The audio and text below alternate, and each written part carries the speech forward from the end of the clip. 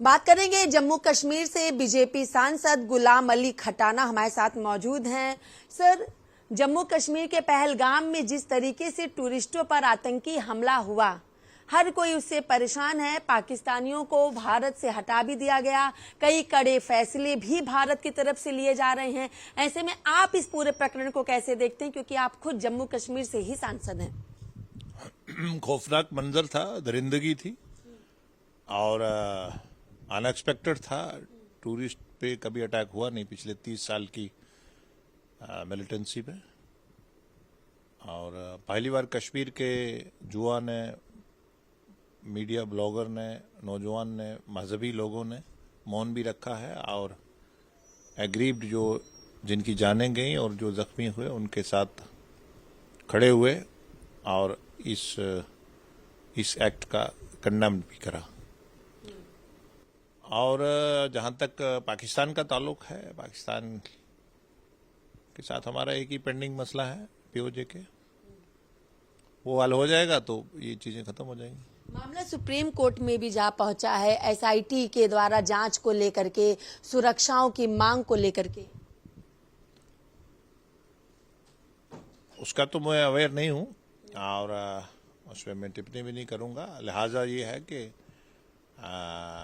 सरकार ने गंभीरता से लिए है। होम मिनिस्टर साहब ने खुद विजिट करा है और सारा ओवरव्यू करा है। प्राइम मिनिस्टर साहब ने 2 सिक्योरिटी मीटिंग्स चेयर करी हैं और पानी की वाटर सर्जिकल स्ट्राइक से लेकर डिप्लोमेटिक स्ट्राइक से लेकर डेपुटेशन तक सब। जातीय जनगणना को आप कैसे देख रहे हैं, क्योंकि जब बैठक हुई तो लोगों की नजरें थी कि पाकिस्तान को लेके कुछ चीजें होंगी, लेकिन जातीय जनगणना पर केंद्र सरकार ने जो फैसला लिया है, आप इस फैसले को कैसे देखते हैं? कांग्रेस शुरू से ही, अम्बेडकर साहब ने जो हमें कॉन्स्टिट्यूशन दिया, दलितों के लिए, मार्जिनलाइज के लिए, गरीब के लिए, पिछड़ा के लिए जो हमें कॉन्स्टिट्यूशन ने हक दिए थे, कांग्रेस ने बड़े तरीके से उसको दबाए रखा। पेपर में तो था लेकिन प्रैक्टिकली नहीं दिया।